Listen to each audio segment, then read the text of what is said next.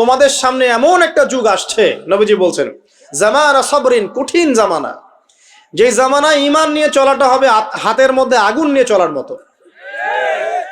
নবীজি বলছেন ওই সময়ে সাহাবী জিজ্ঞাসা করছেন, ইয়া রাসূলুল্লাহ, আমি ওই সময়ে কি করব?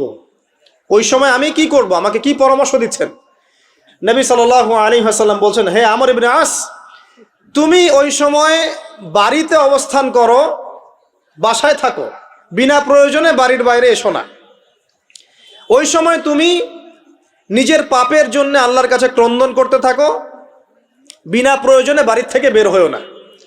আর মানুষের সাথে এত বেশি মেলামেশা করো না, নিজে তোমার আমল, তোমার গুনাহ নিয়ে ব্যস্ত থাকো, তোমার পাপের জন্য আল্লাহর কাছে কান্নাকাটি করো, ইনশাল্লাহ তুমি নাজাত পেয়ে যাবে। এটা একটা অপশন, মানে ফিতনাময় পরিবেশে আপনি কিভাবে বাঁচবেন, এটা একটা অপশন।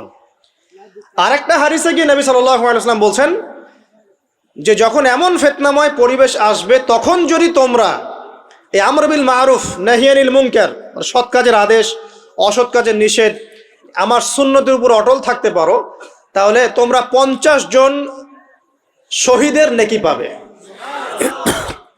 সাহাবায়ে কেরাম বলছেন, ইয়া রাসূলুল্লাহ, আমিনহুম আও মিন্না, তাদের মধ্যে 50 জন নাকি আমাদের মধ্যে 50 জন শহীদ? নবী করিম সাল্লাল্লাহু আলাইহি ওয়াসাল্লাম বলছেন, বাল মিনকুম, বরং তোমাদের মধ্যে 50 জন শহীদ। এটা অপশন নাম্বার 2। এক কি বললাম, আপনি নিজেকে নিয়ে ব্যস্ত থাকেন, বাসায় থাকেন, বিনা প্রয়োজনে বাড়ির থেকে বের হবেন না, মানুষের সাথে কম মেলামেশা করেন এবং নিজের পাপের জন্য আল্লাহর কাছে কান্নাকাটি করেন, নিজের আমল নামা নিয়ে ব্যস্ত থাকেন, ইনশাআল্লাহ নাজাত পাবেন। 2 নাম্বার, যদি আপনার কাছে আরো বেশি যোগ্যতা থাকে এবং আপনি আরো বেশি সাহসী হন এবং আপনি উম্মার, দেশের জনগণের কল্যাণ কামনা করেন, তাহলে অন্যদেরকেও এই ফিতনাময় পরিবেশে টিকে থাকার ফর্মুলা বলে দেন। এখানে সবর করেন, আমর বিল মারুফ নাহি আনিল মুনকারের কাজ করেন, আল্লাহ পাক আপনাকে ইনশাআল্লাহ 50 জন শহীদ সাহাবীর নেকি দিবেন ইনশাআল্লাহ। আরো অপশন আছে। কি অপশন? ওই যে আসহাবুল কাহফ কি করেছিল, একটা ফিতনাময় পরিবেশ থেকে নিজেরা আস্তে করে সরে গিয়েছে। যখন আপনি পরিবেশকে পরিবর্তন করতে আর পারছেন না, দাওয়াত দিয়েও কোনো কাজ হচ্ছে না, মানুষ কথাও শুনছে না, জুলুম নির্যাতন বাড়তেই আছে, টিকে থাকা মুশকিল, তখন তাদের হিসেবের দায়িত্ব আল্লাহর উপর ছেড়ে দেন, আপনি ওখান থেকে ডিসকানেক্টেড হয়ে যান। এটা একটা অপশন। এই অপশন বেছে নিয়েছিল ইব্রাহিম আলাইহিস সালাম, তার বাবাকে বুঝিয়েছেন, কাজ হয়নি, চলে গেছেন।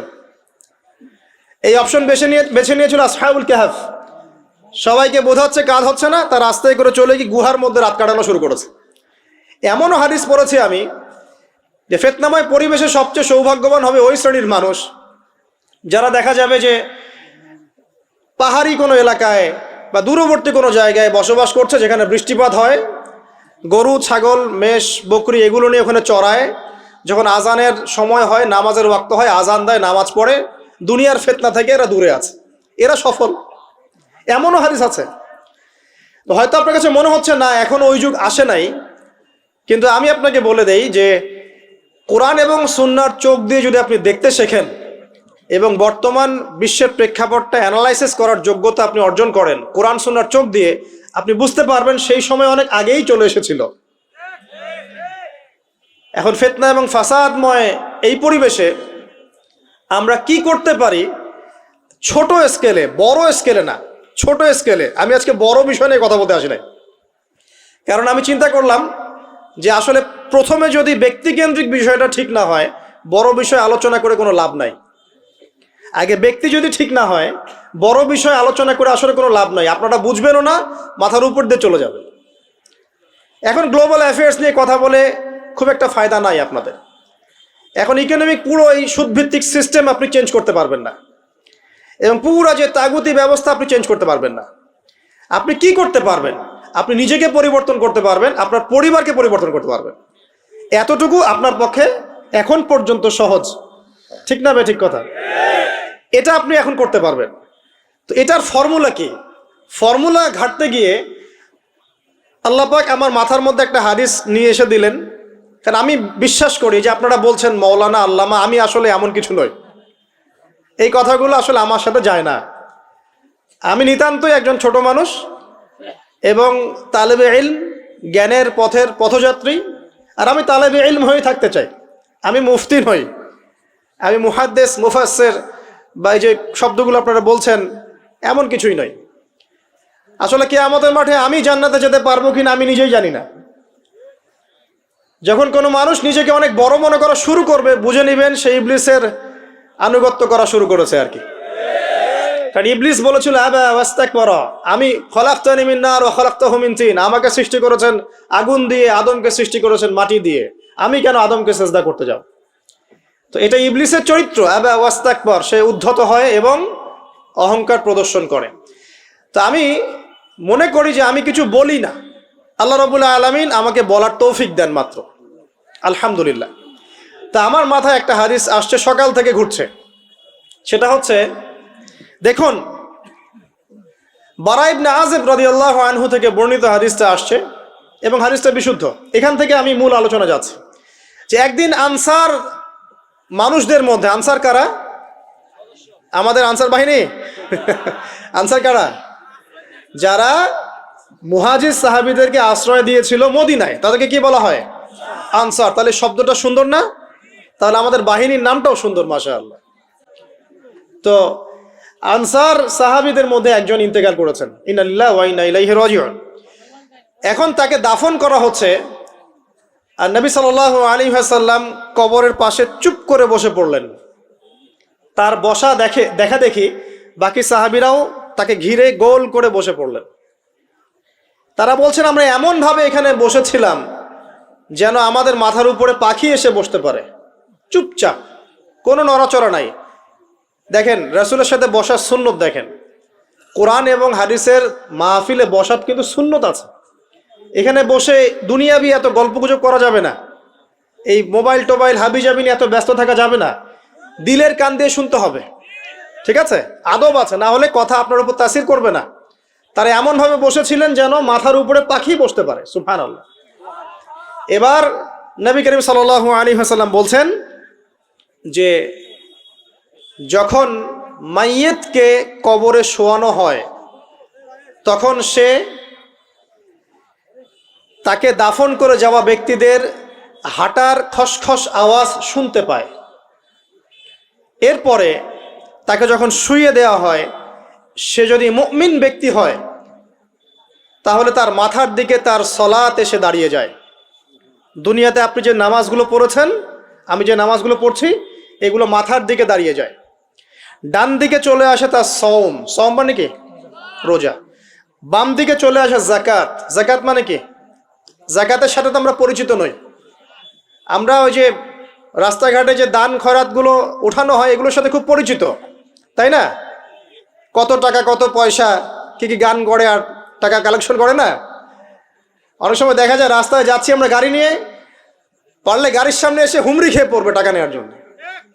এইভাবে টাকা কালেকশন করতে কে শিখিয়েছে ইসলামে? আর আমরা অনেক সময় ছোট ছোট বাচ্চাদেরকে দিয়ে, মাদ্রাসার ছোট ছোট বাচ্চাদেরকে দিয়ে টাকা কালেকশন করাই, এটা ঠিক না। কেন ঠিক না জানেন? ছোটবেলা থেকেই ওর ব্যক্তিত্ব নষ্ট হচ্ছে। এই হাতটা উত্তম না এই হাতটা উত্তম? উপরের হাত উত্তম, নিচের হাত উত্তম? তো ছোটবেলা থেকে সে নিচের হাতে অভ্যস্ত হচ্ছে। দেখেন এত টাকা পয়সা কালেকশন করে আমাকে আর একটা স্বতন্ত্র মসজিদ করতেই হবে জরুরি? খুবই জরুরি ছিল। মানুষের কাছে হাত চেয়ে, হাত পেতে রাস্তাঘাটে এরকম করে গাড়ি থামিয়ে, তারপরে কি বলবো, সুর করে গান গেয়ে এত টাকা পয়সা কালেকশন করতেই হবে? মসজিদটা আমাকে টাইলস ফিটিং করতেই হবে? এসি মসজিদ করতেই হবে? আমরা এমনও মসজিদ রংপুরে দেখেছি 10 বছরেও টাকা কালেকশন শেষ হয় নাই। 10 বছর ধরে কালেকশন হচ্ছে। আমি ছোটবেলা থেকে দেখছি কালেকশন হচ্ছে। কি বুঝলেন? তো এগুলো আমাদের ব্যক্তিত্ব নষ্ট করে। মুসলিমরা উপরের হাতের মালিক। সারা বিশ্ব আমরা একসময় চালিয়েছি। এই পশ্চিমা সভ্যতা আমাদেরকে কি শিখায়? সারা বিশ্ব আমরা চালিয়েছি। এই আপনার উমাইয়া খেলাফতের সময়ও কর্ডোভায় আব্দুর রহমানের যে শাসন ছিল, কর্ডোভা, স্পেন, পর্তুগাল, এই পুরো জায়গাগুলো পশ্চিমা বিশ্বের, এগুলো মুসলিমরা শাসন করেছে প্রায় 500-600 বছর। ইতিহাস তো আমরা জানিও না, পড়িও না, ভুলে গেছে। ইতিহাস পড়তে হয়। হিস্ট্রি ঘাটলে দেখবেন রাসূল সাল্লাল্লাহু আলাইহি ওয়াসাল্লামের 23 বছরের নববী যুগ, স্বর্ণযুগ, তারপর আবু বকর সিদ্দিকের খেলাফত, তারপর উমর ইবনুল খাত্তাবের খেলাফত, আবু বকর সিদ্দিকের 2 বছর বা 2.5 বছর, উমর রাদিয়াল্লাহু আনহুর প্রায় 10 বছর, তারপর উসমান রাদিয়াল্লাহু আনহুর 12 বছর, আলী রাদিয়াল্লাহু আনহুর প্রায় 2-2.5 বছর, তারপরে হাসান রাদিয়াল্লাহু আনহু 6 মাস, এরপরে উমাইয়া খেলাফত শুরু হলো মুয়াবিয়া রাদিয়াল্লাহু আনহুর হাতে প্রায় 20 বছর। উমাইয়ারা শাসন করেছে প্রায় 90 থেকে 100 বছর। তারপর জাব নদীর যুদ্ধে উমাইয়া আব্বাসী ওরা একে অপরের সাথে যুদ্ধ করেছে, করে উমাইয়ারা পরাজিত হয়ে আব্বাসীয়রা ক্ষমতায় গিয়েছে। ক্ষমতায় গিয়ে তারা প্রায় শাসন করেছে প্রায় 550 বছর।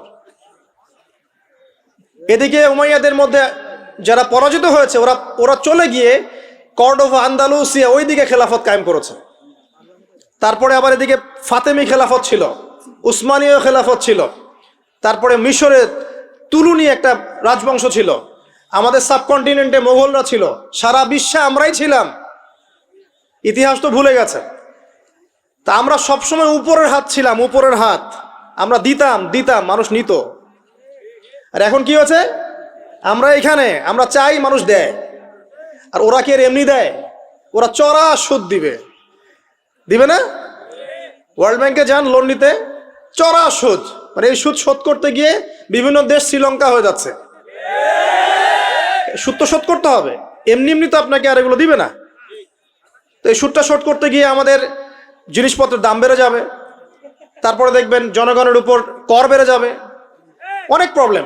আর এই প্রবলেমগুলো ফেস করতে হবে কি কারণে? রিবা বা সুদের কারণে। তো এই যে বলছি, দেখেন ছোটবেলা থেকেই যে আমরা নিচের হাতে অভ্যস্ত হচ্ছি, এটা ত্যাগ করতে হবে। ব্যক্তিত্বের পরিচয় দেন। এত টাকা পয়সা চেয়ে প্রতিষ্ঠান করার দরকার নাই। আমার জমি আছে 1 বিঘা, আমি প্রতিষ্ঠান করবো ইনশাআল্লাহ। আপনার 2 বিঘা আপনি করেন, যার সামর্থ্য আছে সে করবে, সামর্থ্য নেই করার দরকার নেই। আর একটা মসজিদ যদি কবুল হয়, একটা মসজিদ একটা জেলার জন্য যথেষ্ট। একটা মসজিদ নববী থেকে নবী সাল্লাল্লাহু আলাইহি ওয়াসাল্লাম সারা দুনিয়া শাসন করেছে। আর আমাদের তো কোটি কোটি মসজিদ বাংলাদেশে। এই যুগের কথাও নবীজি বলেছেন, যে যুগে মসজিদগুলো চাকচিক্যময় হবে, মসজিদগুলো কি হবে? চাকচিক্যময় হবে, হেদায়েত উঠে যাবে, এবং মসজিদের মধ্যে শোরগোল, হট্টগোল বেড়ে যাবে। দেখেন না মসজিদে হট্টগোল বেড়ে গেছে না? এটা সেই যুগ। তো যেটা বলছিলাম প্রিয় ভাইরা, যে নিচের হাতে অভ্যস্ত না, উপরের হাতে অভ্যস্ত হতে হবে। এই কারণে এই যে একটা হাদিসের কথা শুরু করলাম, যে আনসার সাহাবী কারা ছিল? যারা মুহাজির সাহাবীদেরকে আশ্রয় দিয়েছে। এখন এই সাহাবীদের মধ্যে একজন ইন্তেকাল করেছে, তার লাশ যখন রাখা হচ্ছে তখন নবীজি বলছেন, মাথার দিকে মাইয়েতের আসে কি? সলাত। সলাত মানে কি? নামাজ। 5 ওয়াক্ত নামাজ আজকে থেকে ছাড়বেন? ওয়াদা করেন আজকে থেকে 5 ওয়াক্ত নামাজ ছাড়বো না ইনশাআল্লাহ। একটা হাদিস খালি বলি, মান তারাকা সালাতান মুতাআম্মিদান ফাকাদ কাফারা, মান তারাকা সালাতান মুতাআম্মিদান ফাকাদ কাফারা। আবার শোনেন, ক্বালা রাসূলুল্লাহ সাল্লাল্লাহু আলাইহি ওয়াসাল্লাম, মান তারাকা সালাতান মুতাআম্মিদান ফাকাদ কাফারা। আর মুআজ বিন জাবাল রাদিয়াল্লাহু আনহু কে নবীজি বলেছেন, মান তারাকা সালাতান মুতাআম্মিদান ফাকাদ বারিয়াত মিন জিম্মাতিল্লাহ। যে ব্যক্তি নিজের উপর ফরজ নামাজ ছেড়ে দিল, সে কুফরি করলো।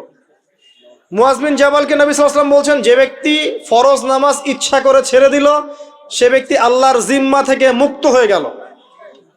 নামাজ ছাড়বেন প্রিয় ভাই? 5 ওয়াক্ত নামাজ জামাতের সাথে ইনশাআল্লাহ। আল্লাহ আমাকে তৌফিক দেখ, আপনাদের সবাইকে তৌফিক দান করুন, আমিন।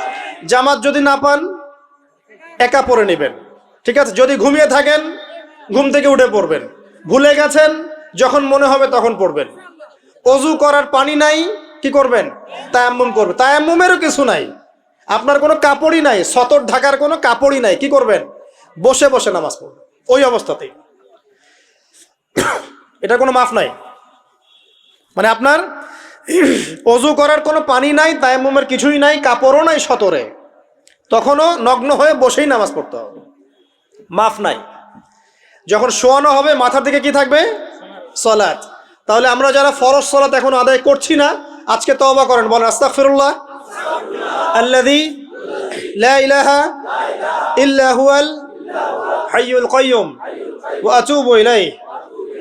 হে আল্লাহ, আমরা তওবা করছি, সারা জীবনে যত নামাজ পড়ি নাই এই সমস্ত নামাজ না পড়ার পাপ থেকে তোমার কাছে তওবা করছি। ঠিক আছে, এটা আস্তাগফিরুল্লাহর অর্থ নয়, আমি বাংলায় বললাম। আর যদি নামাজ কাজা করে আদায় করে দিতে পারেন আলহামদুলিল্লাহ, খুবই ভালো হয়। যদি নাও পারেন তাও এখন থেকে আর কোনো নামাজ বাদ দিয়েন না, আর বেশি বেশি নফল নামাজ পড়ার চেষ্টা করেন। আল্লাহ পাক তৌফিক এনায়েত করুন। আসুন, তারপরে ডান দিকে কি? সওম। সওম মানে কি? রোজা।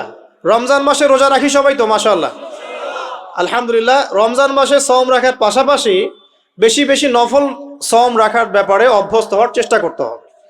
সবচেয়ে সেরা সওমগুলো হচ্ছে মাসের 3 দিন, আইয়ামে বীজের সওম, চাঁদের 13, 14 এবং 15 তারিখ।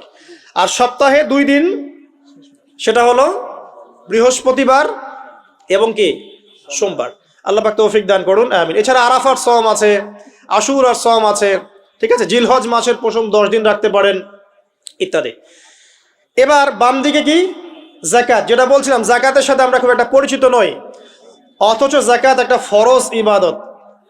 কেউ যদি নামাজ এবং যাকাতের মধ্যে পার্থক্য করে সে ব্যক্তি কাফের হয়ে যাবে।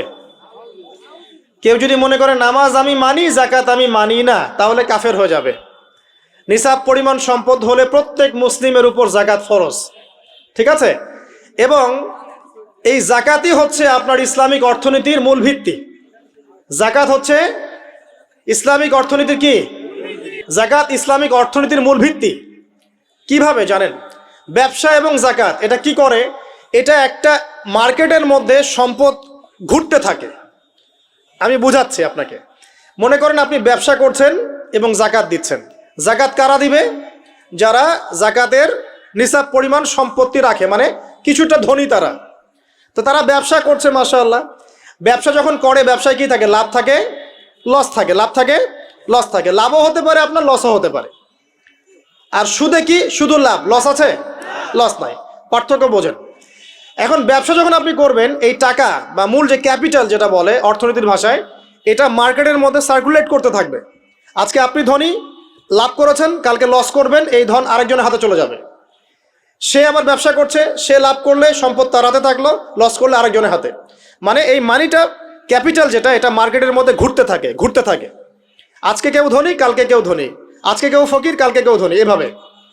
এখানে আল্লাহ পাক যাকে ইচ্ছা হয় ধন দেন, যাকে ইচ্ছা হয় দরিদ্র করেন। এটা আল্লাহ পাক নিয়ন্ত্রণ করেন।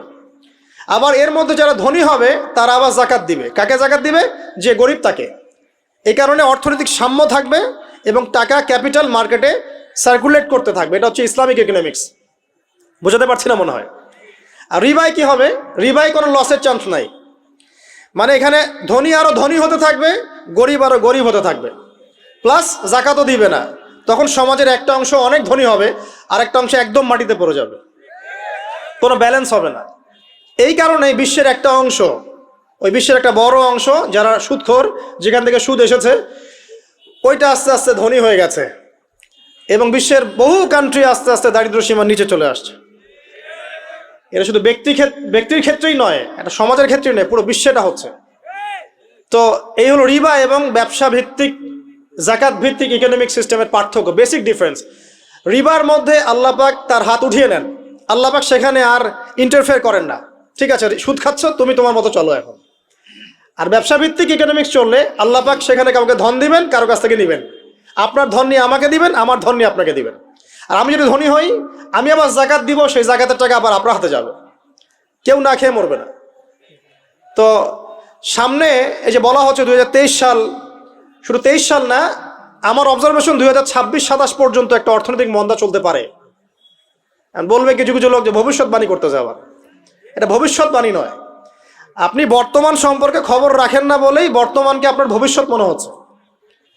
আমাদের অনারেবল মিনিস্টার যারা আছেন ওদেরকে জিজ্ঞাসা করেন, তাদেরকে জিজ্ঞাসা করেন, তারাও বলছেন যে 2023 সাল থেকে 26 সাল খাদ্য মন্দার মধ্যে যাবে। দেখেন নাই? তারা এই কথা বলছেন কারণ তারা বুঝতে পারছেন ওয়ার্ল্ডের অবস্থা ভালো না। এখানে একটা সলিউশন বলছে, ইচ্ছা হলে আপনি গ্রহণ করতে পারেন, ইচ্ছা হলে নাও করতে পারেন। আমার তো চাপিয়ে দেওয়ার কোনো ক্ষমতা নাই। ফাযাক্কির ইন্নামা আনতা মুযাক্কির, আপনি শুধু উপদেশদাতা। লাস্তা আলাইহিম বিমুসাইতির, আপনি কারো প্রতি দারোগা নন। কি উপদেশ? এই যে জাকাত, যেটা জাকাত, আমাদের জাকাত যেটা আসে, এটাকে একটু বড় পরিসরে কালেক্ট করার চেষ্টা করতে হবে। করে যদি আমরা সুষ্ঠু বন্টন করতে পারি গরিবদের মাঝখানে, ইনশাআল্লাহ কেউ খাদ্য অভাবে মারা যাবে না ইনশাআল্লাহ। আল্লাহ পাক আমাদেরকে বোঝার তৌফিক দান করুন। এর পাশাপাশি তারা যেটা বলেছেন, ইকোনমিক সেকশনের লিডার যারা আছে তারা যেটা বলছেন এটা ঠিক বলছেন। তারা বলছেন কৃষিভিত্তিক অর্থনীতির কথা বলছেন, এটার সাথে আমি 100% একমত। কারণ আল্লাহ পাকের কোরআন, এই কোরআনের মধ্যে বেশিরভাগ যে অর্থনীতির কথা এসেছে তা হচ্ছে কৃষিভিত্তিক অর্থনীতি। এটা কি জানেন? হয়তো জানেন না। কোরআনে যত ইকোনমিক সিস্টেমের কথা আসছে তার মধ্যে সবচেয়ে বেশি এসেছে কৃষিভিত্তিক অর্থনীতির কথা, তারপর ব্যবসা এবং যাকাত। অতএব তারা ঠিকই বলেছেন, দেশের যারা ইকোনমিক সেকশনে গবেষণা করছেন তারা ঠিক কথাই বলেছেন যে কৃষিভিত্তিক অর্থনীতি হচ্ছে আমাদের অর্থনৈতিক মন্দা দূর করার অন্যতম উপায়। ঠিক বলেছেন, আমি একমত। তো যাকাত যেটা কথা বলছিলাম, বাম দিকে যাকাত আসবে, তো যাকাত আমরা দিব তো ইনশাল্লাহ ভাই। যাদের, শোনেন, বাংলাদেশে এমন অনেক শিল্পপতি আছে যাদের একজনের যাকাতের টাকা দিয়ে একটা গ্রাম চলতে পারে। আর যাকাতের টাকা কিন্তু শুধু এক বছরে আসবে না, প্রতি বছরেই ঘুরে ঘুরে আসবে। মনে করেন যে আপনাদের এলাকার মধ্যে অনেক বিত্তশালী আছেন, আমি দোয়া করি মন থেকে আল্লাহ পাক বিত্তশালীদের অন্তরটাকে নরম করে দিক এবং ওসমান রাদিয়াল্লাহু আনহুর মতো দানশীল করে দিক। আমরা দোয়া করি। আমরা কারো খারাপ চাবো? সবার জন্য হেদায়েতের দোয়া করব। টাকা থাকতে তো সমস্যা নাই, কিন্তু টাকা থেকে যদি উসমান রাদিয়াল্লাহু আনহু হতে না পারলাম তাহলে সমস্যা। টাকা থাকতে কোনো সমস্যা নাই, ধন আপনাকে আল্লাহ দিতেই পারেন। এই ধনটাকে উসমান গনি রাদিয়াল্লাহু আনহুর মতো আল্লাহর পথে বিতরণ করে দেন, ইনশাআল্লাহ আল্লাহ পাক আপনাকে জান্নাতুল ফেরদৌস দান করবেন ইনশাআল্লাহ। তো অনুরোধ থাকবে, দেখেন, আপনারা যদি একটা এলাকার যাকাত কালেক্ট করতে পারেন, মনে করেন কথার কথা এখানে কিছু মেয়ে আছে যারা খারাপ পথে পা বাড়িয়েছে, আমার কথা বুঝতে পারছেন? আচ্ছা, এরকম পল্লী অনেক জায়গা আছে না? এক বছরের যাকাতের টাকা দিয়ে সমস্ত যৌনপল্লীর মেয়েদেরকে কাজ দেয়া সম্ভব, কর্মে আনা সম্ভব। ওদেরকে কাজের ব্যবস্থা করে দেন, ওরা কখনোই এই সেক্স ওয়ার্কারের কাজ করবে না ইনশাআল্লাহ। কোনো মেয়েই এই কাজ করতে চায় না আমার মতে। কোনো মেয়েই চায় না যে ইজ্জত বিক্রি করে খাবো, কোনো মেয়ে চাবে? কখনো চাবে না। ওকে আপনি ভালো কাজের ব্যবস্থা করে দেন এই যাকাতের টাকা দিয়ে, দেখবেন ইনশাআল্লাহ সে ওই খারাপ পথ ছেড়ে দিয়েছে। অনেক দেখবেন দরিদ্র মানুষ আছে যে পড়াশোনা করার কোনো সুযোগ নাই, টাকা পয়সা নাই, পড়াশোনা করতে চায় কিন্তু টাকা পয়সা নাই, দিনের জ্ঞান অর্জন করতে চায়, দেশকে কিছু দিতে চায়, টাকা নাই। তাকে আমরা হেল্প করতে পারি না? পারি। অনেক মানুষ আছে মাদক দ্রব্য বিক্রি করছে, তাকে বুঝান, দিনের হেদায়েত দেন যে ভাই আমি তোমাকে আরো ভালো চাকরি দিব, ভালো ব্যবসা দিব, তুমি ছাড়বা কিনা? বলবো আমি ছেড়ে দেবো ইনশাআল্লাহ। বুঝালে ছেড়ে দেবে ইনশাআল্লাহ। তো এই যে মেগা প্রজেক্ট যেটা কথা বলি আমরা, আত্ম উন্নয়নমূলক বলেন, যুব উন্নয়নমূলক বলেন, বা কান্ট্রি ডেভেলপমেন্টের কথা বলেন, এখানে যাকাত একটা বড় শক্তি হতে পারে। তবে এটাকে সুষ্ঠুভাবে কালেক্ট করতে হবে এবং যাকাতের যে 8টা খাত আছে এই খাতগুলোতে সুষ্ঠুভাবে বন্টন করতে হবে। অমুসলিমদেরকেও যাকাত দেওয়া যায়, জানেন? অমুসলিম যদি কেউ থাকে, দরিদ্র, তাকেও যাকাত দিয়ে সহযোগিতা করা যায়। আমরা সহযোগিতা করি না বলেই তো ওই যে পশ্চিম থেকে লোকজন এসে সহযোগিতা করে খ্রিস্টান বানাচ্ছে এখন সবাইকে। আরো বাড়বে দিন দিন, দেখেন।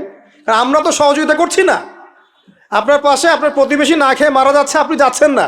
এখন তো অন্য কেউ এসে যদি সাপোর্ট করে, ও তো তার দলেই ভিড়বে তখন, স্বাভাবিক। এটাই হচ্ছে এখন। আল্লাহ বোঝার তৌফিক দান করুক আমাদেরকে। বাম দিকে মাইয়াতের থাকবে কি ভাই? যাকাত। তারপরে পায়ের দিকে চলে আসবে তার আত্মীয়তার সম্পর্ক রক্ষার ইবাদত, তার এই যে অন্যান্য দান সদকা, তার নফল আমল, তার তাসবিহ তাহলিল, তার কোরআন তেলাওয়াত ইত্যাদি পায়ের দিকে চলে আসবে। এখানে একটা হাদিস এসেছে, সূরাতুল মুলক যে ব্যক্তি রাতের বেলা তেলাওয়াত করবে, কোন সূরা ভাই? তাবারাকাল্লাযী বিয়াদিহিল মুলক ওয়া হুয়া আলা কুল্লি শাইইন কাদির। এই সূরা যে ব্যক্তি রাতের বেলা করে তেলাওয়াত করবে, ইনশাআল্লাহ সূরা মুলকও কবরে তার সাথে থাকবে এবং কবর আযাব থেকে সূরা মুলক তাকে বাঁচাবে ইনশাআল্লাহ। আমি বুঝাচ্ছি যে কি অবস্থাটা হবে। এবার দুজন ফেরেশতা মাথার দিক থেকে আসবেন, আসতে চাইবেন, সালাত বলবে এখান দিয়ে আসা যাবে না, এদিক দিয়ে আসা যাবে না। ডান দিক দিয়ে আসতে চাইবেন, এদিক দিয়ে আসা যাবে না। বাম দিক দিয়ে আসতে চাইবেন, যাকাত বলবে এদিক দিয়ে আসা যাবে না। পায়ের দিক দিয়ে আসতে চাইবেন, আমলগুলো বলবে এদিক দিয়ে আসা যাবে না। তখন যাই হোক, তারা আসবেন। এটা কথা কি? এটা কথাটা হচ্ছে যে সলাতের গুরুত্ব, মানে সে সলাত আদায় করেছে, সে আমার হক আদায় করেছে, আমি তার পক্ষে আছি, এটা পক্ষে বোঝাচ্ছে। রোজা বলবে আমি ওর পক্ষে আছি, তাকে আপনি কোনো শাস্তি দিবেন না, আমি তার পক্ষে আছি। আপনারা দুজন তাকে শাস্তি দিবেন না, আমি যাকাত তার পক্ষে আছি, এটা পক্ষে থাকার কথা। তারপরেও তারা আসবেন, চোখগুলো হবে নীল এবং কালো বর্ণ, নীলাপ চোখের কালো। মুনকার নাকি উঠে বসিয়ে দেওয়া হবে। এবার তিনটা প্রশ্ন। প্রথমে প্রশ্ন হচ্ছে কি, মান রব্বুক, তোমার রবকে? তখন মুমিন বান্দা বুক ফুলিয়ে বলবে রব্বি আল্লাহ, আমার রবকে আল্লাহ। পৃথিবীতে যে ব্যক্তি আল্লাহর সাথে শিরিক করে নাই, আল্লাহর তাওহীদের উপর থেকেছে এবং তার উপরে মৃত্যুবরণ করেছে, ইনশাআল্লাহ সে ব্যক্তি এর উত্তর নির্দ্বিধায় দিতে পারবে ইনশাআল্লাহ। আর দুনিয়াতে যে বা যারাই আল্লাহর সাথে শিরিক করবে, আল্লাহর সাথে শিরকের পাপে লিপ্ত হবে, ওই অবস্থায় মারা যাবে, তাওহীদের উপর থাকবে না, কোশ্চিন কালেও মান রব্বুক উত্তর দিতে পারবে না। তারপরে প্রশ্ন হয়ে যাবে মা দিনুক, তোমার দিন কি ছিল? মুমিন বান্দা উত্তর দিবে কি, দিন ইয়াল ইসলাম, আমার দিন ছিল ইসলাম। এখানে শুনে রাখেন, পৃথিবীতে যারা ইসলামকে পরিপূর্ণরূপে পালন করবে তারাই এই উত্তর দিতে পারবে ইনশাআল্লাহ। যারা ইসলামকে ঠাট্টা বিদ্রুপের হাসি তামাশার পাত্র বানিয়েছে, মন চাইলে কিছু করি, মন চাইলে কিছু করি না, সহজগুলো একটু আমল করি, বাকি কিছুর আমল ধারি না, হ্যাঁ, নামাজ পড়ি, সুদ ছাড়তে পারি না, ঠিক আছে, বছর বছর ওমরা করি, এদিকে ঘুষ দুর্নীতি ছাড়তে পারি না, ইসলামকে ঠাট্টা তামাশার পাত্র বানিয়েছে, এরা কোশ্চিন কালে উত্তর দিতে পারবে না মা দিনুক, দিনে পরিপূর্ণরূপে ইসলামে প্রবেশ করতে বলেছেন আল্লাহ রাব্বুল আলামিন। যারা পরিপূর্ণরূপে ইসলামে প্রবেশ করবে এবং ইসলামের প্রতিটা মৌলিক বিধান মেনে চলবে, ইনশাআল্লাহ তারা এর উত্তর দিতে পারবে। এরপরে আসবে তৃতীয় প্রশ্ন, নবী সাল্লাল্লাহু আলাইহি ওয়াসাল্লামকে দেখানো হবে। যখন দেখানো হবে তখন সূর্য যখন ডুবে যায়, যে দৃশ্যটা আমরা দেখতে পারি না, ওই দৃশ্যটা ভেসে উঠবে এবং মুমিন বান্দা অস্থির হয়ে যাবে, বলবে আমাকে ছেড়ে দাও, আমি নামাজ পড়বো। সুবহানাল্লাহ। তার কারণ তার কাছে মনে হবে যে আসরের ওয়াক্ত হয়ে গেছে, আসরের ওয়াক্ত চলে যাচ্ছে, আমাকে নামাজ পড়তে হবে। চিন্তা করেছেন? ওই যে একটা হাদিস আছে না, যে 7 শ্রেণীর মানুষকে আল্লাহ রাব্বুল আলামিন আরশের ছায়া দিবেন, তার মধ্যে এক শ্রেণীর মানুষকে যার অন্তর মসজিদের সাথে ঝুলে থাকে, তার মন মসজিদের সাথে ঝুলেছিল, এই সূর্য ডুবে গেল বলে আমাকে ছেড়ে দাও, আমি নামাজ পড়তে যাব। তখন ফেরেশতারা বলবেন তোমাকে নামাজ পড়তে দেয়া হবে, তবে তার আগে তুমি এর উত্তর দাও। কি উত্তর?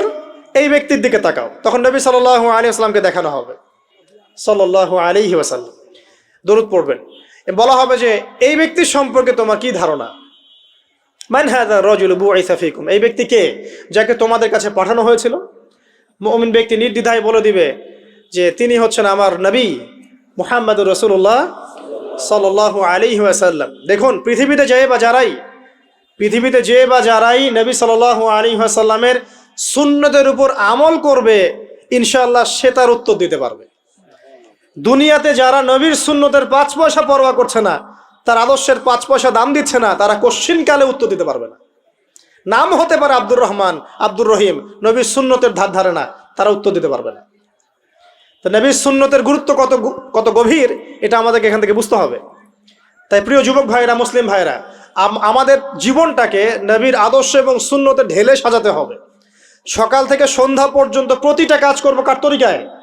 রাসূলের তরিকায়। নামাজ পড়বো তার তরিকায়, রোজা, সিয়াম, হজ, জাকাত, আমল, মুআমালাত, আখলাক সব কার তরিকায়? নবী সাল্লাল্লাহু আলাইহি ওয়াসাল্লামের তরিকা অনুযায়ী ইনশাআল্লাহ। আল্লাহ পাক তৌফিক এনায়েত করুন, আমিন। এবার ফেরেশতা দুজন জিজ্ঞাসা করবেন অবাক হয়ে যে তুমি কিভাবে এটা জানলে, তুমি কিভাবে এই 3টা প্রশ্নের উত্তর দিতে পারলে? কারণ বেশিরভাগ মানুষ তো উত্তর দিতে পারবে না, বেশিরভাগ মানুষই এই উত্তর দিতে পারবে না। কারণ কিয়ামতের মাঠে 1999 জন মানুষ জাহান্নামে যাবে, নাউজুবিল্লাহ। তো এটা কঠিন পরীক্ষা। আল্লাহ রাসূল সাল্লাল্লাহু আলাইহি ওয়াসাল্লাম বলেছেন যে নিশ্চয়ই তোমাদেরকে এখানে পরীক্ষায় ফেলা হবে, আর তোমরা যদি এই পরীক্ষা জেনে তোমাদের মৃতদেরকে দাফন করা থেকে বিরত না থাকতে, তাহলে আমি তোমাদেরকে শুনিয়ে দিতাম কবরে কেমন পরীক্ষা হয়। মানে যদি আমরা শুনতে পারতাম যে কবরে কেমন পরীক্ষা হয়, আমরা ভয়ে আমাদের মৃতদেরকে দাফন পর্যন্ত করতাম না। এটা নবীজি বলছেন। সাল্লাল্লাহু আলাইহি ওয়াসাল্লাম। তো তাকে জিজ্ঞাসা করা হবে যে তুমি কিভাবে জানলে এটা? বেশিরভাগ মানুষ তো পারে না উত্তর দিতে। তখন সেই ব্যক্তি বলে বসবে, সেই ব্যক্তি বলবে যে করাতু কিতাব আল্লাহ, আমি আল্লাহর কিতাব এই কোরআন পড়েছি।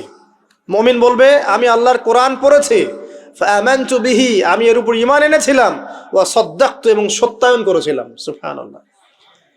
অতএব দুনিয়াতে যারা দিনের জ্ঞান অর্জন করছে না, কোরআন পড়ছে না, হাদিস পড়ছে না, পড়াশোনার চেষ্টা করছে না, জানার চেষ্টা করছে না, কবরে পাওয়ার ডিফিকাল্ট আছে।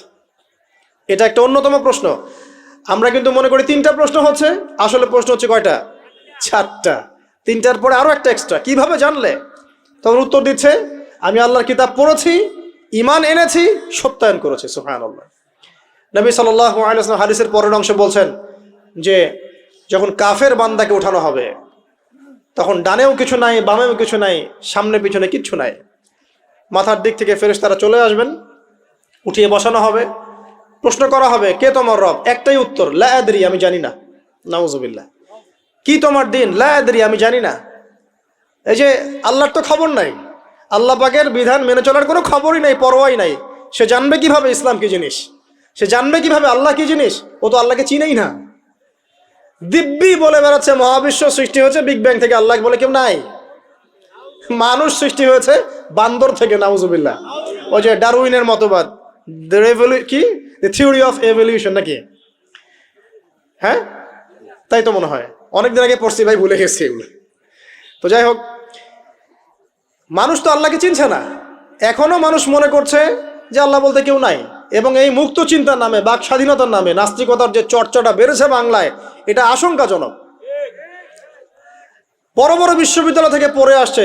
অনেক সময় দেখলাম বড় বিশ্ববিদ্যালয়ের প্রফেসর, সে বলছে যে মহাবিশ্ব বিগ ব্যাং দিয়ে সৃষ্টি হয়েছে, সৃষ্টিকর্তা নাই এখানে কোনো। তো মুসলিম বিজ্ঞানীর একটা কথা বলতেন যে মানুষ বিজ্ঞান সম্পর্কে অল্প জানলে নাস্তিক হয়ে যায়, আর অনেক গভীর জ্ঞান অর্জন করলে আল্লাহর কাছে আত্মসমর্পণ করে। খেয়াল করে দেখবেন, ডক্টর, ইঞ্জিনিয়ার যারা বড় বড় লেভেলে চলে গেছেন, অনেক সিনিয়র, তারা কিন্তু বেশিরভাগ নামাজি দেখবেন, নামাজ পড়ে, দান সৎকা করে, সমাজ কল্যাণমূলক কাজ করে। তারা কিন্তু রোগীর সেবা করতে গেলেও বলে যে নামাজ পড়িয়েন, রোজা রাখিয়েন, তারা কিন্তু বলে। অনেক ডক্টর আমি দেখেছি এমন, যারা যত বেশি গবেষণা করে তারা তত বেশি আস্তিক হয়ে যায়। আর টুটাফাটা গবেষণা করলে নাস্তিক হয়ে যাবেন।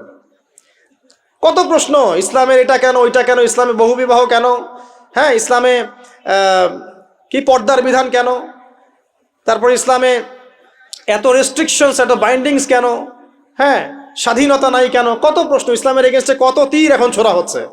তো এই ব্যক্তি কেমন করে উত্তর দিবে যে মাহদিনুক, তোমার দিন কি?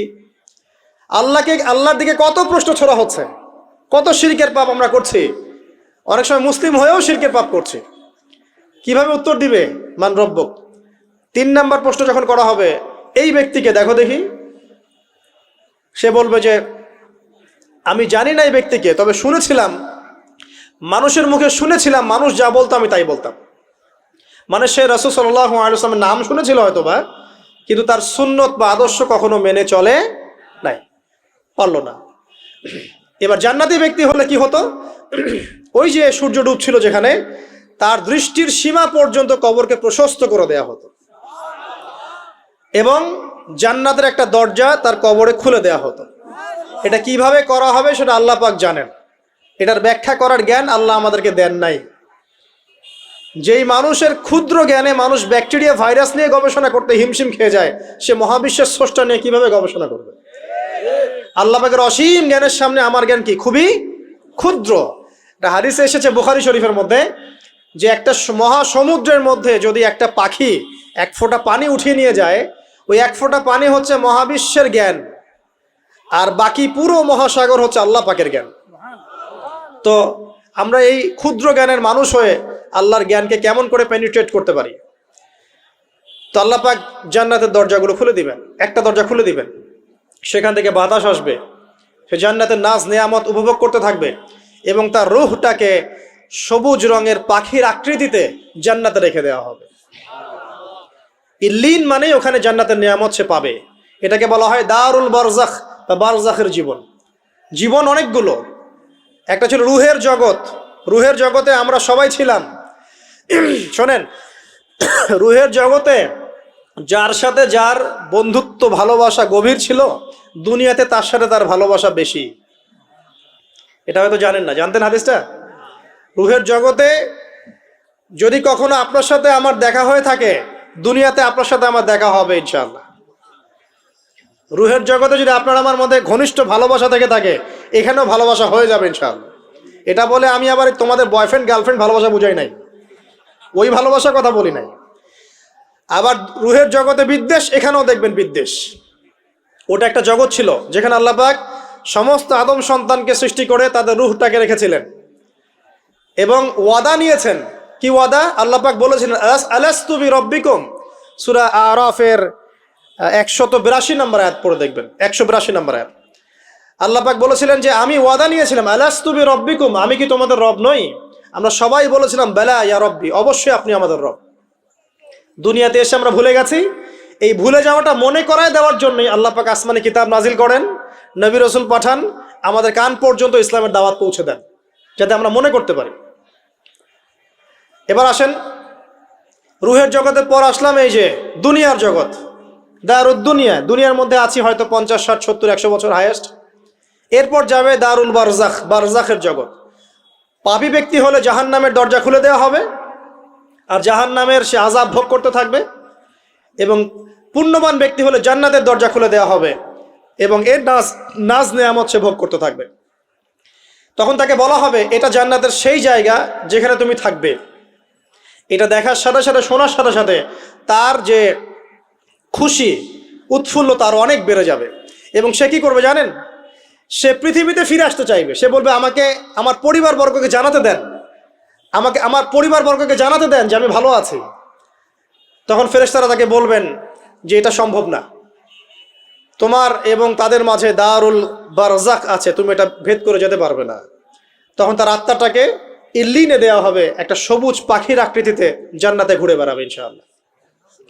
আর যদি জাহান্নামী হয় তাহলে যে বললাম দরজা খুলে যাবে, জাহান্নামের মর্মান্তিক আযাব তার দিকে আসতে থাকবে। কবর সংকুচিত হয়ে আসবে এমনভাবে যাতে তার বাম পাজর ডান পাজরের ভিতরে এইভাবে ঢুকে যাবে, নাউযুবিল্লাহ। এবং এই আযাব চলতে থাকবে ইলা ইয়াউমি ইউবআসুন, পুনরুত্থানের দিন পর্যন্ত। এখন এই যে হাদিসটা আপনারা শুনলেন, এই হাদিসটা ব্যক্তিকেন্দ্রিক নয় কি? এখানে তিনটা বিষয় আপনাকে ফোকাস করতে হবে আমাদেরকে। এক, তাওহীদ, আল্লাহ পাকের তাওহীদ। দুই, রিসালাত, রাসূলুল্লাহ সাল্লাল্লাহু আলাইহি ওয়াসাল্লামের রিসালাত। এবং আখিরাত, পরকাল। এই তিনটা বিষয় খুব স্বল্প কথায় বলছে। দেখুন, তাওহীদ কি? আল্লাহ পাকের একত্ববাদ। এক আল্লাহকে আপনি সৃষ্টিকর্তা মানবেন, রিজিক দাতা মানবেন, পালন কর্তা মানবেন, সন্তান দাতা, ভালো মন্দের মালিক, সমস্ত কিছুর মালিক কে? আল্লাহ। আল্লাহ আল্লাহ আমাকে বাঁচিয়ে রেখেছেন, আল্লাহ আমাকে মৃত্যু দিবেন, আল্লাহ আমাকে রিজিক দেন, আল্লাহ আমাকে সন্তান দিবেন, আল্লাহ আমার ভালোর মালিক, আল্লাহ মন্দের মালিক, আল্লাহ সমস্ত কিছুর মালিক। এই কনসেপ্ট পরিষ্কার থাকবে, লা ইলাহা ইল্লাল্লাহ পরিষ্কার থাকবে। সমস্ত বিষয় কার পক্ষ থেকে? আল্লাহর পক্ষ থেকে। এই তাওহীদ, শর্ট সংক্ষিপ্ত কথায় বললাম তাওহীদ। এর মধ্যে তিনটা ক্লাসিফিকেশন আছে, রুবুবিয়্যাত, উলুহিয়্যাত, আসমা ও সিফাত। এটা আপনারা কিতাবুত তাওহীদ বই থেকে পড়ে নিন।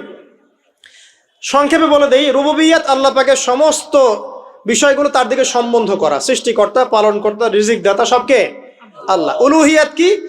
দুনিয়াতে এসেছি আল্লাহ পাকেরই দাসত্ব করতে হবে, অন্য কারো দাসত্ব চলবে না, তাওহীদ উলুহিয়্যাত। আসমা ও সিফাত কি? আসমা সিফাত মানে হচ্ছে আল্লাহ পাকের নাম গুণাবলীগুলো আছে। আল্লাহ পাক রহমান, আল্লাহ পাক রহিম, আল্লাহ পাক রাজ্জাক, হ্যাঁ, আল্লাহ পাক গফুর, আল্লাহ পাক শদীদুল ইকাব। সমস্ত গুণাবলী কার? আল্লাহর। এই হলো আসমা ও সিফাত। আল্লাহ পাক যেমন, আল্লাহ পাক তেমন, আল্লাহ পাক নিজের মতো, কারোর সাথে তুলনীয় নন। হুয়াল্লাহু আহাদ, একক। আল্লাহুস সামাদ, তিনি অমুখাপেক্ষী। লাম ইয়ালিদ ওয়া লাম ইউলাদ, তিনি জন্ম দেননি, জন্মিতও নন। ওয়া লাম ইয়াকুল লাহু কুফুয়ান আহাদ, তার সমতুল্য আর কিছুই নাই। আল্লাহ থেকে সবকিছু হয়, এটাই হলো তাওহীদ। এখন এর অপোজিশন কি? শিরক। তাওহীদের বিরুদ্ধে গেলে কি হয়ে যাবে? শিরক। কেউ যদি মনে করে যে আল্লাহ ছাড়া কেউ আমাকে জীবন দিতে পারে, আল্লাহ ছাড়া কেউ আমাকে মারতে পারে, আল্লাহ ছাড়া কেউ আমাকে রিজিক দিতে পারে, অথবা আল্লাহ ছাড়া কেউ সন্তান দিতে পারে, আল্লাহ ছাড়া অন্য কারো কাছে কেউ যদি দোয়া করে, আল্লাহ ছাড়া অন্য কারো জন্য নজর মানত করে, আল্লাহ ছাড়া অন্য কারো নামে কসম খায়, আল্লাহর হালালকে হারাম করে দেয়, আল্লাহর হারামকে হালাল করে নেয়, ঠিক আছে, আল্লাহ আল্লাহ থেকে শুভ অশুভ আসে না, শুভ আল্লাহর পক্ষ থেকে আসে, অশুভ শয়তানের পক্ষ থেকে আসে, এমনও যদি কেউ মনে করে। শুভ অশুভ দুটোই আল্লাহর পক্ষ থেকে আসে, কিন্তু কেউ যদি মনে করে না শুভগুলো আল্লাহর পক্ষ থেকে, অশুভগুলো শয়তানের পক্ষ থেকে, এমনও যদি মনে করে, শিরক হয়ে যাবে। মুসলিমরা চলাফেরায় শিরক করছে এখন। মুসলিমরা আল্লাহ ছাড়া অন্য কারো কাছে চাচ্ছে। মুসলিমরা অনেকে কবরে সেজদা করছে। মুসলিমরা অনেকেই মৃত মানুষের কাছে দোয়া করছে। হাতে বালা পরে আছেন, খোলেন না। কেন খোলেন না? ভয়ে যদি আপনার ক্ষতি হয়, শিরক। মুসলিমরা দেখবেন আগুনের সামনে মাথা নত করছে। মুসলিমরা এখন মেডিটেশন করে, ধ্যান করে। মুসলিমরা জিনকে তাবে করতেছে। অনেক সময় দেখা যায় মুসলিমরা জাদু করতেছে, জাদুবিদ্যা, কুফরি কালাম করছে না? করছে। সবই শিরক, সবই শিরক। মুসলিমরা দেখবেন আল্লাহর হালাল যেগুলো আছে এগুলোকে হারাম করে ফেলছে। আবার অনেক সময় আল্লাহর হারামগুলোকে হালাল করে নিচ্ছে। সুদ কি ভাই? এখানে ফরজ, হালাল করে নেওয়া হয়েছে। মদ কি? তোমাদের কাছে তো ওয়াজিব, না খাইলে ঘুম হয় না। তো এই যে আল্লাহর হারামগুলোকে কি করছি আমরা? হালাল করে ফেলছি। এটাও শিরক, কুফরি একটা। তো এক কথায় তাওহীদের উপর যারা থাকবে, মান রব্বুক উত্তর দিতে পারবে ইনশাআল্লাহ। যারা শিরক করে ফেলবে ওই অবস্থায় মারা যাবে, মান রব্বুক উত্তর দিতে পারবে না। আমার কথা কি বোঝা যাচ্ছে? আমি সহজ করার চেষ্টা করছি, কিন্তু হয়তো পারছি না, এটা আমার ব্যর্থতা। এক কথায় যদি আমরা কবরের প্রথম প্রশ্নের উত্তর দিতে চাই, তাহলে আমাদেরকে অবশ্যই তাওহীদের উপর থাকতে হবে। শিরকে যাওয়া যাবে না। প্রিয় ভাইরা, শিরকের পাপ থেকে আজকে তওবা করে ফেলবেন। আল্লাহ জেনে না জেনে জীবনে যত শিরক করেছে আল্লাহ মাফ করে দাও, আমিন। এবং আগামী দিনগুলোতে শিরকের পাপে লিপ্ত হয় না। প্রিয় ভাইরা, যদি আপনার আমল নামায় আসমান জমিন সমানও পাপ থাকে, শিরকের পাপটুকু না থাকে, আল্লাহ পাক আপনার পুরো পাপ মাফ করতে পারবেন ইনশাআল্লাহ। আল্লাহ পাক বলেছেন, মেরাজের রাতে নবী সাল্লাল্লাহু আলাইহি ওয়াসাল্লামকে আরশে আজিমের কাছে উঠিয়ে নিয়ে আল্লাহ পাক 3টা ওহী করেছেন। কয়টা ওহী? একটা ছিল 5 ওয়াক্ত নামাজ, ঠিক আছে। 2 নাম্বার হচ্ছে সূরা বাকারার শেষের 3টা আয়াত। 3 নাম্বার একটা ওয়াদা, একটা প্রতিশ্রুতি। সেটা কি? হে মুহাম্মদ সাল্লাল্লাহু আলাইহি ওয়াসাল্লাম, তোমার উম্মতের মধ্যে কেউ যদি আসমান জমিন সমান পাপ নিয়ে আমার সামনে হাজির হয়, কিন্তু আমার সাথে কাউকে শরিক না করে, শিরক না করে, তাহলে আমি আল্লাহ তার সামনে আসমান জমিন সমান ক্ষমা নিয়ে হাজির হব, মানে মাফ করে দেওয়া হবে ইনশাআল্লাহ। অতএব শিরকের পাপে যায়েন না, ইনশাআল্লাহ জান্নাতে যাওয়া যাবে। যে ব্যক্তি মন থেকে একবার লা ইলাহা ইল্লাল্লাহ পড়েছে, সমস্ত বিষয় আল্লাহর দিকে সুপর্দ করে, তার অন্যান্য অনেক পাপ থাকতে পারে, আল্লাহ পাক চাইলে সব পাপ মাফ করতে পারেন।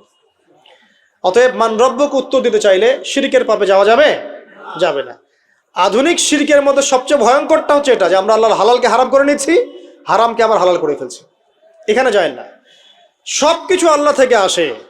দোয়া আল্লাহর জন্য করবেন, নামাজ আল্লাহর জন্যে, সবকিছু ইবাদত আল্লাহর জন্য, দ্বীনি ইলম অর্জন আল্লাহর জন্য।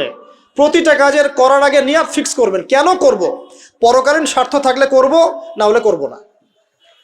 কেন তুমি টিকটকে যাবা না? কারণ পরকালীন কোনো স্বার্থ নাই। কেন তুমি ফ্রি মিক্সিং অ্যাফেয়ার্সে যাবা না? কারণ পরকালীন কোনো স্বার্থ নাই। কেন মদ খাবা না? পরকালীন কোনো স্বার্থ নাই। কেন মিউজিকে যাচ্ছ না? কারণ পরকালীন কোনো স্বার্থ নাই। কেন তুমি এই যে সুদ খাবা না? কারণ পরকালীন কোনো স্বার্থ নাই। যে কাজে পরকালীন কোনো স্বার্থ নাই, সে কাজে কোনো মুমিন মুসলিম নাই। কেন নামাজ পড়বো? কারণ পরকালীন স্বার্থ আছে। কেন রোজা রাখবো? পরকালীন স্বার্থ আছে। কেন আমি হালাল বিয়ে করব, হারাম জেনায় যাব না? পরকালের স্বার্থ আছে।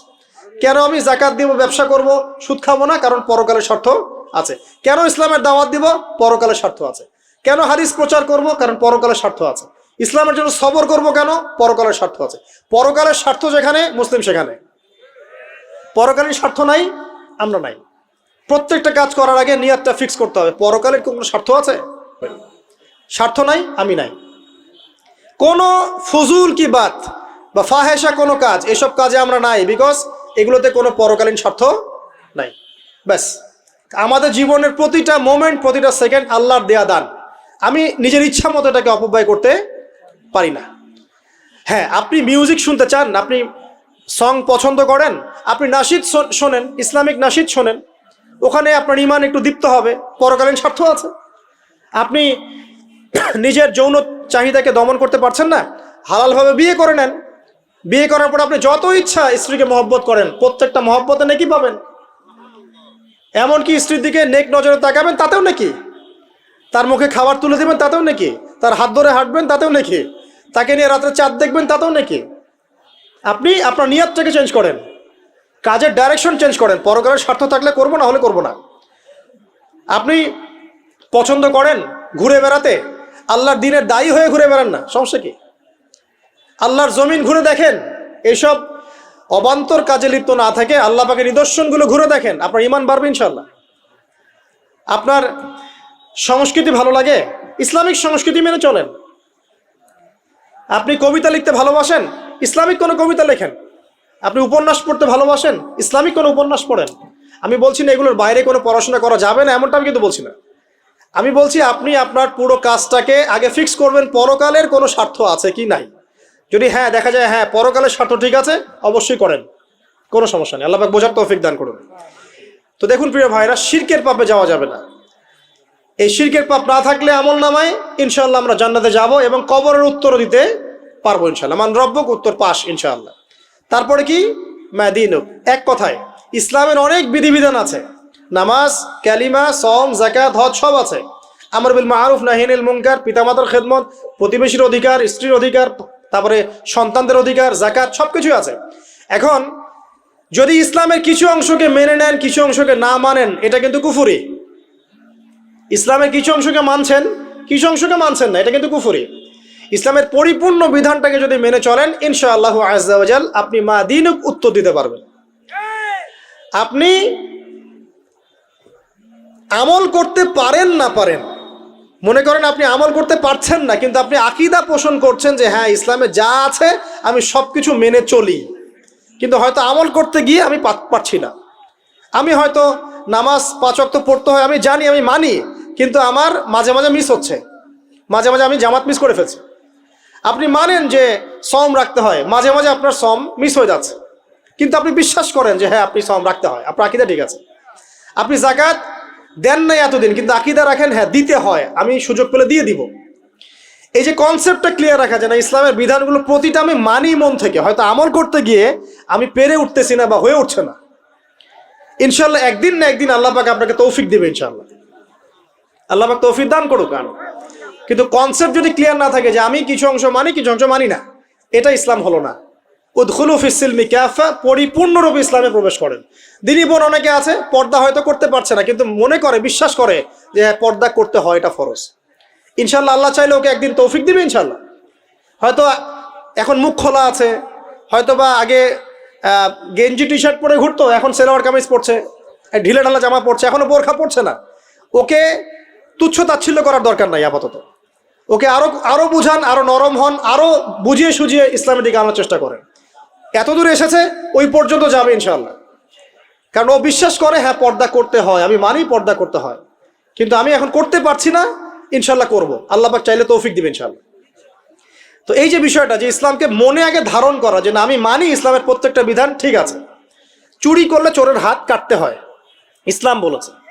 ডাকাতি করলে শাস্তি আছে। জেনা যদি কেউ করে 100 বেত্রাঘাত, মদ খাইলে 40টা বেত্রাঘাত, ব্যভিচার যদি করে কেউ, এই পরকীয়া করে বিবাহিত ব্যক্তি, রজম। এগুলো কেসাস, একজন হত্যা করলে তাকেও কেসাস করতে হয়।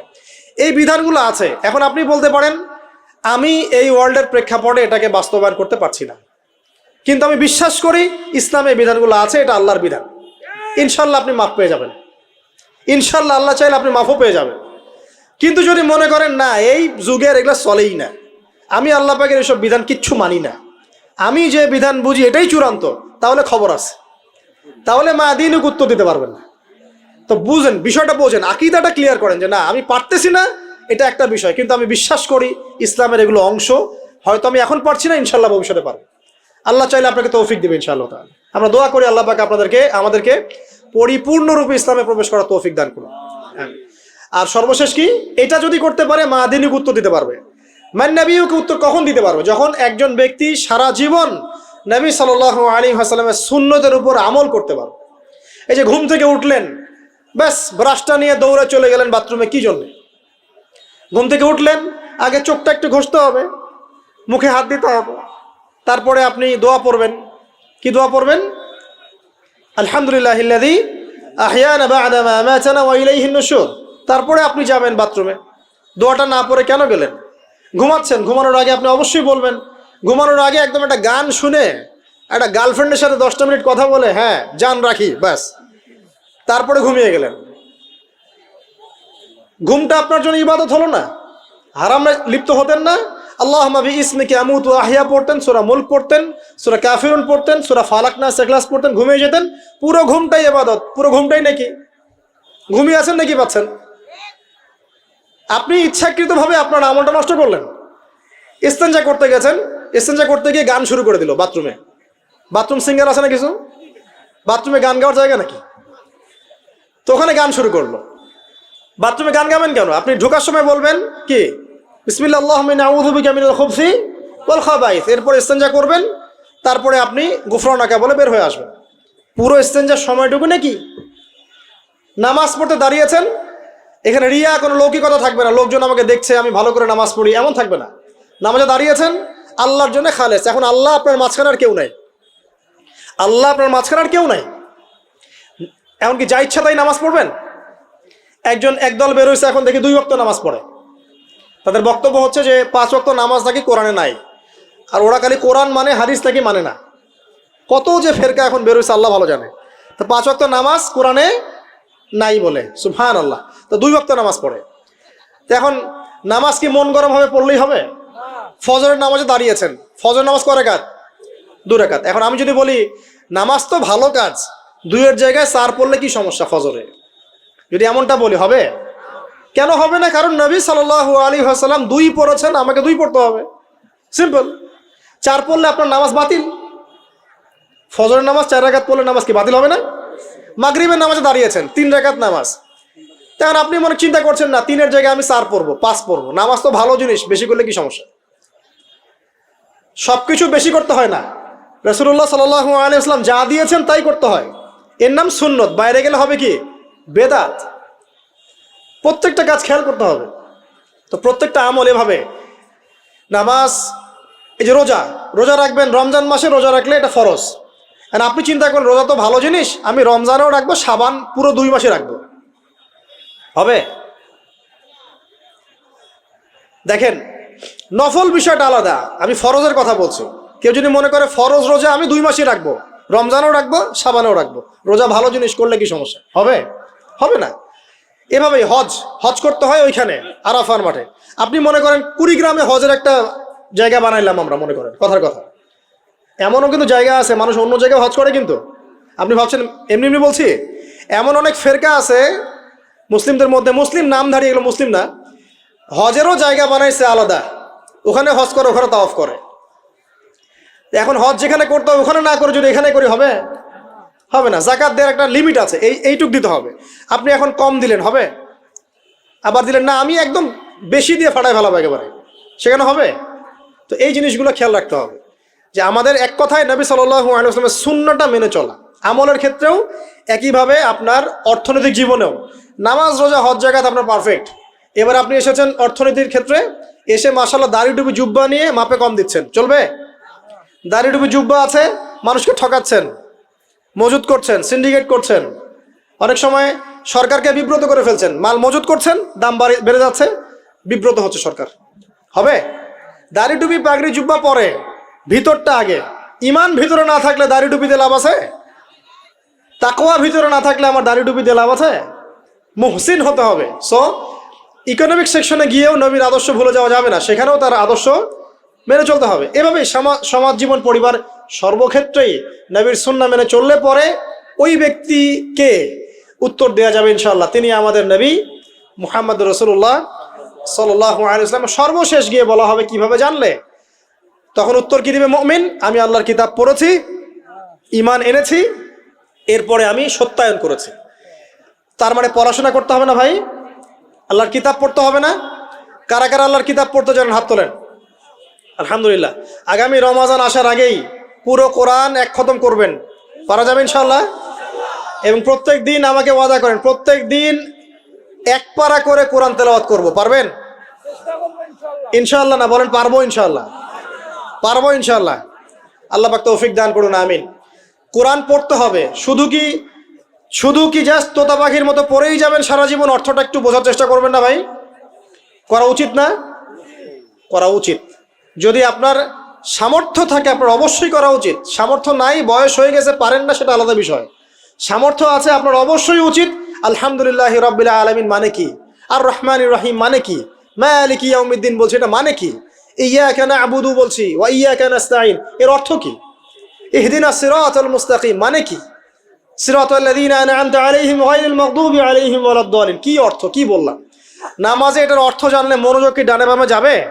যাবে না ইনশাআল্লাহ। এই যে আল্লাহ পাক বলছেন, ইয়া আইয়ুহাল্লাযীনা আমানুত্তাকুল্লাহ, হে মুমিনগণ আল্লাহকে ভয় করো, হাক্কা তুকাতিহি ওয়া লা তামুতুন্না ইল্লা ওয়া আনতুম মুসলিমুন, তোমরা এমনভাবে আল্লাহকে ভয় করো, ভয় করার মতো ভয় করো, এবং পরিপূর্ণ মুসলিম না হয়ে মৃত্যুবরণ করো না। এর অর্থটা জানলে ভালো লাগলো না? বুঝতে পারলাম না কোরআনটা? আল্লাহ বলছেন ওয়াদারু মা বাকিয়া মিনার রিবা, সুদের অবশিষ্ট অংশ ছেড়ে দাও। ওয়া ইল্লাম তাফআলু ফাআযানু বিহারবিন মিনাল্লাহি ওয়া রাসূলিহি, যদি না করো আল্লাহ এবং রাসূলের সাথে যুদ্ধের ঘোষণা শুনে রাখো। অর্থ জানলে হেদায়েত পাওয়া যায় না? অতএব অর্থটা জানার চেষ্টা করেন। আল্লাহ পাক তৌফিক ইনায়েত করুন। আমিন। অর্থ বোঝার ক্ষেত্রে যদি কোনো প্রতিবন্ধকতা পান সামনে, আলেম ওলামার কাছে যাবেন, জিজ্ঞাসা করে অর্থ জেনে নেবেন। নিজে নিজে আবার মন করা ব্যাখ্যা করতে যায় না। কোরআন বুঝতে গেলে হাদিস লাগবে, হাদিসগুলো পড়তে হবে। হাদিসের কিছু বই কিনবেন, রিয়াদুস সালেহিন, ফয়জুল কালাম, এই যে আপনারা পড়েন, মুনতাখাব হাদিস পড়েন, ঠিক আছে, বুলুগুল মারাম মিন আদিল্লাতিল আহকাম, মিশকাতুল মাসাবি, এই বইগুলো বাসায় রাখবেন। এরপরে আস্তে আস্তে কিনবেন আবু দাউদ, তিরমিজি, নাসাই, এগুলো কিনবেন। পরে গিয়ে বুখারী মুসলিমের অনুবাদ কিনবেন, আগে কিনবেন না। এগুলো কঠিন হাদিস, এগুলো আগে পড়লে আপনি মাথাটা আপনার কিন্তু ঘুরতে থাকবে। তো আগে কি ক্লাস 8-এ পড়বেন না আগে এইচএসসি দিবেন? আগে ক্লাস 7-8 পার করে যান, তারপরে ওদিকে যান। আল্লাহ বোঝার তৌফিক দান করুন। প্রিয় ভাইরা, ইলম অর্জন করতে হবে। ইলম অর্জন করলে পরে আপনি তালেবে ইলমের পায়ের নিচে আল্লাহর ফেরেশতারা পাখা বিছিয়ে দিবে ইনশাআল্লাহ তাআলা। ইলম অর্জন করে আপনি যখন আলেম হবেন বা দ্বীনের জ্ঞান অর্জন করবেন, তখন আপনি দাওয়াতের কাজও করতে পারবেন। আপনার দাওয়াতে যত মানুষ ইসলামের দিকে আসবে সমস্ত নেকি আপনি পাবেন ইনশাআল্লাহ। এবং যখন আপনি আরো বড় আলেম হয়ে যাবেন, আল্লাহ তৌফিক দান করুন, তখন আসমানের যত মাখলুক এবং জমিনের যত মাখলুক, এমনকি গর্তের মধ্যে যে পিপিলিকা আছে সেগুলাও, এমনকি সাগরের নিচের মাছ আপনার জন্য ইস্তেগফার করবে, দোয়া করবে ইনশাআল্লাহ। আল্লাহ পাক আমাদের সবাইকে শিরক মুক্ত আমল করার তৌফিক দান করুন, আমিন। আল্লাহর তাওহীদের উপর থাকার তৌফিক দান করুন, আমিন। আল্লাহ পাক আমাদের সবাইকে দ্বীন ইসলাম পরিপূর্ণরূপে পালন করার তৌফিক দান করুন, নবী সাল্লাল্লাহু আলাইহি ওয়াসাল্লামের আদর্শ মেনে চলার তৌফিক দান করুন, এবং দ্বীনের জ্ঞান অর্জন করার তৌফিক দান করুন। দুনিয়াতে আমরা যতদিন বেঁচে থাকবো ইসলামের উপর যেন বেঁচে থাকতে পারি, এবং আমাদের মৌতের পর দারুল বারজাখ বা কবরের জিন্দেগি আল্লাহ পাক আমাদেরকে এই ভয়াবহ ফিতনা থেকে, আযাব থেকে হেফাজত করুন, আমিন। সবাই একটা দোয়া পড়েন আমার সাথে, আল্লাহুম্মা ইন্না নাউযু বিকা মিন আযাবিল কবরি ওয়া আযাবি জাহান্নামা ওয়া মিন ফিতনাতিল মাহইয়া ওয়াল মামাত ওয়া মিন শাররি ফিতনাতিল মাসিহিদ দাজ্জাল। আল্লাহ রাব্বুল আলামিন আমাদের সবাইকে ইসলামের জন্য কবুল করুন, আমিন।